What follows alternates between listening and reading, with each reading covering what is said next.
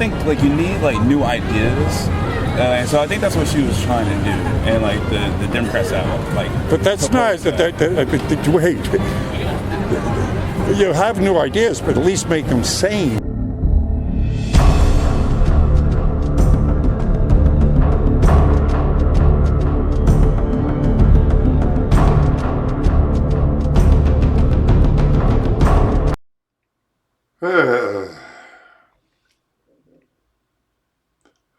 I don't know, this one's kind of sad in a way. I mean, at least this young man listened. Well, he actually didn't listen, but he was polite enough to stand around and listen. Whether he heard anything or not, heard what I was saying, is debatable. Young resident, Tulane neurologist just started. But you can tell, and we got into, I asked him about politics, and he says, well, I'm on the side of the fence, and they picked on one idea, and I picked on, the Green New Deal. And you can tell when we got into this that he was skeptical, and he was skeptical because not so much because of the science that would be laid down, but I get the feeling he felt that he would be unpopular if he were to take a contrary view than the people surround him at Tulane. Because Tulane is, like most colleges, decidedly left. So even though I was giving him information that, was sound, you could tell just by his attitude that he was just, well, it's nice talking to you, but, I can't say that stuff around my friends. I'd be ostracized kind of attitude. So it was frustrating. That's why I say this is kind of a sad video. Because you finally do get someone to listen, the indoctrination of the peer pressure and all that other stuff comes into play. But I try, because I don't know what else to do. Other than get on a sailboat and just sail away. If I had a sailboat, I'd do that.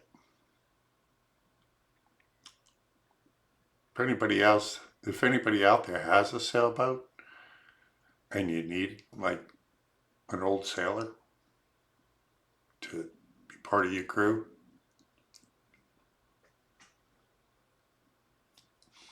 but until then, I'm here.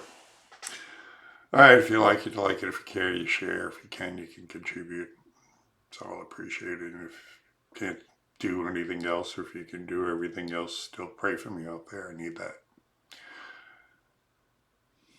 See you on the flip end. What are you doing here, Shane? I'm a doctor down here, so I moved down here. In what field? What kind of? Neurology. I'm a resident, so I just started. So I'm at Tulane. So you in politics at all there? Yeah, but I'm on the other side of the field, sir. I am a Democrat. Really? Well, let me ask you something about that. Because I used to be a Democrat. All right. When did you stop being a Democrat? When they went so far left, I couldn't understand them anymore. So when was that for you? Well, I mean, things like the Green New Deal. How do you square that? So I think like you need like new ideas, and so I think that's what she was trying to do, and like the Democrats have like. But that's not. Wait. You have new ideas, but at least make them sane. There's nothing sane about the Green New Deal. I mean, you can say there's nothing sane about Trump 2020, but no. Well, let me give you a for instance. Okay, I mean, you're a scientist, you're a doctor. Yeah. I helped start the Institute for Environmental Alternatives with Professor Ron Cohn in 1971. Okay. So for 3 years I lived with scientists studying the environment. So I know a bit about it. Yeah. Okay.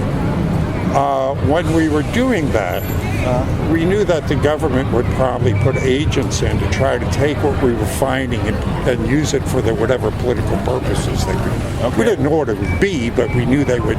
They tend to do that. Yeah. The whole entire thing, and I spoke to a professor out here, Professor David Dilley, about 2 weeks ago, 40 years, climatologist.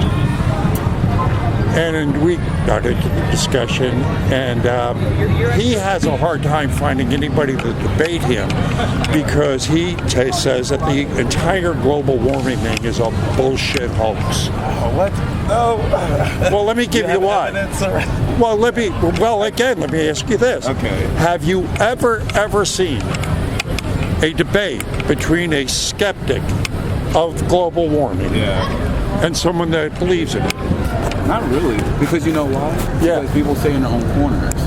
Oh, no. I'll tell you why. Because this guy wants to have a debate. He tries to have debates, but they will not have them. I'm on Google him. What's his name? David Dilley, Professor David Dilley. Yeah. Now, I'll just give up a few things here, okay? Okay. The big boogeyman is what? CO2, correct? Yeah, that's how they believe it. All right. Too much CO2 in the air, right? Yeah. Okay, how much is in the air? I don't. I'm not. Well, you would think if they're saying there's too much, if they tell you how much is in, right? Yeah, I guess. I don't know if there's a quantifier. I will give you what it is. And it's been this way for a long time. Yeah. It's a trace element, less than half of 1%, at 0.04%. So I don't know. well, I do. Okay. Can you grab mine too? So, one volcano spews out more CO2 than we've produced as humans since we began. Yeah, I mean, it's possible, but like... No, it's not. I'm giving you as a man who knows what he's talking about. Okay. All right. Like, you know neurology. I don't know. You know. Okay. If you give me some neurology, I'm going to go, okay, you're the expert. All right, so that's your field, and that's your field. I tell you. Like, you can't argue. If you don't believe in the CO2 and global warming, but you can't argue but about... what is CO2? It's a natural element of life, right? Yeah, but it's also we breathe it out. The big green thing breathes it in. It's a reciprocal gas. But it's matter of fact, during the Jurassic period, there was twice the amount of CO2 in the atmosphere. The dinosaurs didn't die; they thrived. Plants' leaves were this big. We're actually CO2 starved. So let me give you this. So what's the point? What's the conspiracy theory then? Like, why would they... Thank you for asking. See, you're a smart man. You asked the right question. I'm just trying to get... So why? All right. So why would they do this? Yeah. Control. If they can control our energy, if they can control what we do, they control us. They already control the energy. Wait. Here's another thing. I would beg you to look this up. Okay, I will. All right. David Dillian, and then... The history of weather modification programs. Thank you, sir. To control the weather? You're doing a good service to society. The history of weather modification programs, you will see them going back to 1891, both private and government, on controlling the weather. In 1954, President Eisenhower started the Department of Weather and Climate Modification. But you want to be able to control the weather, though? So you wouldn't have all these natural disasters and like hurricanes and everything? Like, I mean, that's just my... If I can stop a hurricane... All right, let me go on. Okay, all right, I'll let you finish. All right. Lieutenant Ben Livingston took that department. He became known as the father of weather weapons. We used weather weapons in Vietnam from 68 to 71. When that leaked out and was found out, the UN passed the UN Weather Weapons Treaty banning the use of weather weapons. Now, we don't ban things we don't have, correct? Yeah. President Kennedy in 1961, before the UN Assembly, said this is a quote, "We will use today's technology to control the weather." That's a quote. Okay. In 1997, a leaked Air Force document, Weather as a Force Multiplier, Controlling the Weather by 2025, is a 1,500-page PDF you can read online, shows you how they control the weather. Okay. Now, with this in mind, with all this documentation, right, and there's a lot more, I just brought up a small sample. Yeah. With all this documentation that you can look up, why is none of this ever mentioned in any climate debate? I never heard of it until now. So Why? Because they don't want you to know. They want to keep you in the dark. They want to control your usage of energy so they control you. Okay, I guess. I don't know. If you control energy, you control everything, right? Yeah, that's true, I guess. I don't know. Anyway, sir, I'm about to get my food.